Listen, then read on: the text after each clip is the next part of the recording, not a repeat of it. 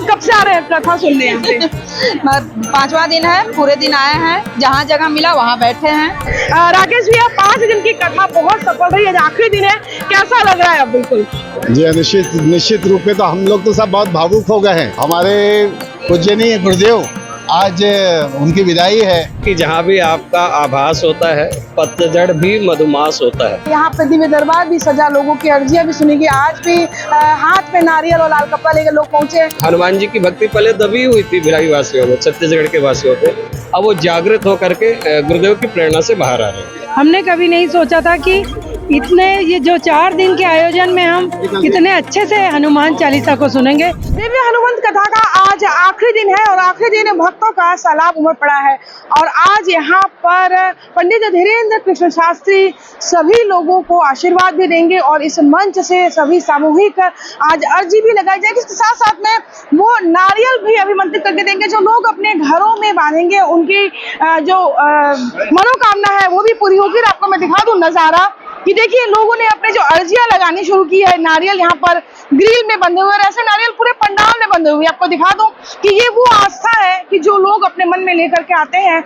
कहा जाता है कि कथा स्थल है वो मंदिर बन जाता है जब यहाँ पर कथावाचक या हमारे पूज्य गुरुदेव या कुछ जो संत साधु आते हैं, तब ये पंडाल नहीं होता है, मंदिर बन जाता है। और ऐसी जगह में जब अपनी आस्था के साथ आप आते हैं तो कहीं ना कहीं आपकी मनोकामना भी पूरी होती है। और ये वो आस्था का बंधन है जो आप यहाँ पर ग्रिल में बंधे हुए देख रहे हैं। आप लोग कब से आ रहे हैं कथा सुनने यहाँ पे? 5वां दिन है, पूरे दिन आए हैं, जहाँ जगह मिला वहाँ बैठे हैं। बिल्कुल सामने ही जगह मिली है आप लोग? नहीं, पीछे भी बैठे हैं, पीछे भी बैठे और कार्यालय में भी बैठे हैं। और देखिए, यहाँ पर जो कथा के आयोजक संयोजक हैं वो पहुंच चुके हैं, राकेश जी। हम उनसे भी जुड़ते हैं क्योंकि आज कथा का आखिरी दिन है। और राकेश भैया, 5 दिन की कथा बहुत सफल रही है, आखिरी दिन है, कैसा लग रहा है अब? बिल्कुल जी, निश्चित रूप में तो हम लोग तो सब बहुत भावुक हो गए हैं कि आज हमारे पूजनीय गुरुदेव आज उनकी विदाई है।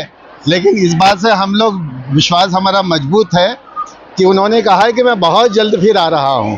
तो इस बात के उनको जल्द आने की आशा और आकांक्षा में हम सभी अपने भाव को प्रकट कर रहे हैं। और हमारे भिलाई के जितने भी श्रद्धालुगण हैं सभी का मैं साधुवाद इसलिए आपके माध्यम से साधुवाद करता हूं। अभूतपूर्व प्रतिसाद था और उसमें आप लोगों का भी बहुत सहयोग है, मैं आपको भी धन्यवाद जिस तरीके से शुरुआत की तैयारियां चल रही थी, प्रशासन ने भी कहा पंडाल बढ़ाया जाए, लेकिन अब आपको क्या लगता है कि अगली बार कथा को तो कितना बड़ा पंडाल और भव्य होना चाहिए? जी देखिए, पंडाल तो जितना बड़ा भी है, इसका यदि हम 4 गुना भी करेंगे तो व्यवस्था जो है वो पूरी लगता है नहीं हो पाएगी। लेकिन निश्चित तौर पे आने वाले समय में इससे बड़ी व्यवस्था हम करेंगे। जी, और आज जिस तरीके से श्रद्धालुओं का जो एक आस्था है, बहुत राजनीतिक पार्टी बयानबाजी भी करती है, लेकिन जो श्रद्धालुओं ने यहाँ पहुँच के उन्हें मुंह तोड़ भी जवाब दिया है, क्या कहना चाहेंगे? देखिए, मैं तो सभी को कहता हूँ, राजनीतिक पार्टियों में विशेष करके हमारे पूर्व मुख्यमंत्री जी की बात होती है, मैं तो उनको मैंने निवेदन निमंत्रण सब दिया कि देखिए, ये तो राजनीति का काम है ही नहीं और हमको धर्म पे राजनीति नहीं करनी है। उनको भी आमंत्रण दिया था और शायद वो शामिल होना चाहे, लेकिन मैं कहूँगा कि आने वाले समय में वो हमारे उसमें शामिल हो। जी बिल्कुल, देखिए, ये जो हमारा धर्म है वो आस्था का विषय होता है, श्रद्धा का विषय होता है, न कि राजनीति का विषय होता है। आपको बता दूं कि यहाँ पर पूर्व गृह मंत्री ताम्रध्वज साहू का परिवार भी यहाँ पहुंचा हुआ है। और आपको देखिए, मैं यहाँ से आपको वो नजारा दिखा रही हूँ, विहंगम दृश्य कह सकते हैं कि देखिए यहाँ पर जो भक्तों का तालाब है, आपको जहाँ तक आपकी नजर जाएगी वहां तक आपको बिल्कुल नजर आ रहा है। और ये जो नजारा है वाकई में भिलाई के लिए हमेशा से, ये भिलाई के लोग हमेशा, चाहे वो प्रदीप मिश्रा जी कथा हो, चाहे आज पहली बार होने वाली ये दिव्य हनुमान कथा हो, लोग यहाँ पर घंटों पहले पहुंचे। कैसा ये 5वां दिन है आज, एक ऐसी हनुमान कथा, कैसा दिव्य दरबार, क्या अनुभूति है आपकी? हनुमान जी महाराज तो ऐसा है कि जहाँ भी आपका आभास होता है पतझड़ भी मधुमास होता है। हर महीना ऐसा लगता है कि साक्षात हनुमान जी हमारे करीब बैठे हो। और ये 5 दिन ऐसा बीत रहा है जैसे कि हम कई सालों से जिसकी प्रतीक्षा में बैठे हुए थे। जैसे 500 साल बाद अयोध्या में राम मंदिर बने, तो वही खुशी हमको हो रही है 5 दिनों से कि महाराज श्री यहाँ पर उपस्थित हुए हैं। और जो एक अनुभूति के जो शब्द बिल्कुल नहीं मिल पाते उन अनुभूति के, यहाँ पे दिव्य दरबार भी सजा, लोगों की अर्जियां भी सुनी गई। आज भी हाथ में नारियल और लाल कपड़ा लेकर लोग पहुंचे हैं। तो जो एक आस्था है, वो कैसा आपको आस्था का सैलाब यहाँ पे दिख रहा है? आस्था हृदय से, जो लोगों के अंदर एक भावना दबी हुई थी, लोग चाह रहे थे कि हम धर्म के लिए कुछ कर सके, सनातन के लिए कुछ कर सके, जो दबी हुई आस्था थी वो भर के पूज्य शास्त्री जी के द्वारा बाहर आ रही है। हनुमान जी की भक्ति पहले दबी हुई थी भिलाई वासियों में, छत्तीसगढ़ के वासियों पे, अब वो जागृत होकर के गुरुदेव की प्रेरणा से बाहर आ रहे हैं। और 5 दिन का हनुमंत कथा आज ये भिलाई के जयंती स्टेडियम में चला, तो इसके लिए तो पूरी छत्तीसगढ़ की 3 करोड़ की जनता की तरफ से मैं उनको धन्यवाद देता हूँ जो हनुमंत कथा यहाँ पर की, और इसके माध्यम से कहीं ना कहीं धर्म जागरण, धार्मिकता, संस्कार हमारे कहीं ना कहीं आगे बढ़ेंगे, हमारी संस्कृति आगे बढ़ेगी।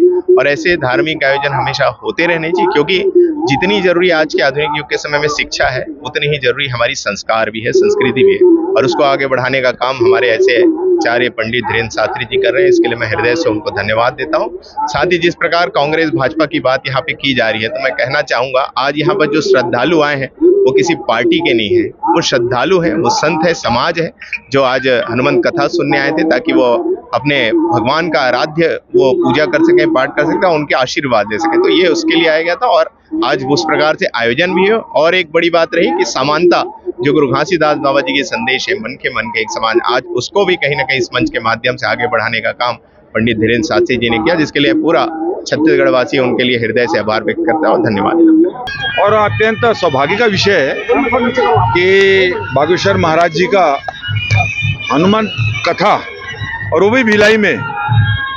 देखिए आप, लाखों के संख्या में श्रद्धालुओं को आना और भगवान राम और प्रभु श्री राम का और हनुमान जी का जो कथा है उसका श्रवण करना, एक बहुत ही अच्छा वातावरण का निर्माण होता है। सनातन की दृष्टि से आदरणीय बागेश्वर महाराज जी पूरे देश में और देश के बाहर भी, और लगातार इसको आगे बढ़ाने की दृष्टि से और आते हैं। लेकिन ये प्रवचन जिसमें प्रभु श्री राम का और हनुमान जी की कथा का जो विवरण होता है, उनके मुखार बिंदु से अनुभव है छत्तीसगढ़ की पावन धरा पर प्रभु श्री राम के ननिहाल में, और उनका हार्दिक अभिनंदन है, उनका स्वागत है। वे बार बार आते रहे, पधारते रहे यहाँ पर। हमारे साथ कुछ ऐसे कोर ग्रुप के लोग हैं जिन्होंने बहुत मेहनत की। कल्पना दीदी, आप पहले दिन से है, कन्हैया भैया लोग हैं, कैसा अनुभव रहा है इतने दिनों का? बहुत अच्छा लगा, कार्यक्रम भी इतना अच्छा था। हम सोच नहीं सकते थे कि हनुमान कथा में उन्होंने हनुमान चालीसा को इतने अच्छे से बताया कि हम घर में हनुमान चालीसा 5 मिनट में पढ़ लेते हैं। हमने कभी नहीं सोचा था कि इतने, ये जो 4 दिन के आयोजन में हम कितने अच्छे से हनुमान चालीसा को सुनेंगे। बहुत अच्छा लगा। गुरुजी के चेहरे में इतना तेज है, सबको गुरुजी ठीक कर दे, मेरी यही कामना है। कन्हैया भैया, इतने दिनों से लगे थे, आप लोग सब कोर ग्रुप में हैं, कथा भी पूरी हो चुकी है अब, तो किस तरीके का पूरा आप लोगों की मेहनत लगी? सबसे पहले तो हमारे आयोजनकर्ता श्री राकेश पांडे जी को हम बहुत बहुत बधाई देते हैं, क्योंकि उनके बदौलत भिलाई में आज 5 दिवसीय हमको जो प्रवचन सुनने मिला, पूरा भिलाई वासी से लेकर पूरे छत्तीसगढ़ के वासी आए थे। समस्तों को दुख ज्ञान और सभी को सुख प्रदान करे, ये आशीर्वाद दे के हमारे बाबा जी गए हैं। उसके लिए हम बहुत बहुत बाबा जी को भी बहुत बहुत धन्यवाद देते हैं। बिल्कुल, देखिए यहाँ पर जिस तरीके से अब जो है विदाई का पल अभी आ गया, और आपको बता दूं कि आज की जो कथा थी इसमें सामूहिक अर्जी लगाई गई, सब लोगों को उपचारित किया गया, मंत्र दिए गए, सारा कुछ हुआ। और इन जो 5 दिनों में आस्था की बिल्कुल सागर, अथाह सागर था, जिसमें लोगों ने सबने यहाँ पर डुबकी लगाई है और यहाँ पर कथा का श्रवण किया। और आज अब फिर से एक बार इंतजार के साथ कि अब दोबारा पंडित धीरेन्द्र शास्त्री भिलाई आएंगे और फिर से सबको हनुमान कथा को सुनने का एक अवसर मिलेगा। कोमल धनेसर, IBC 24 भिलाई।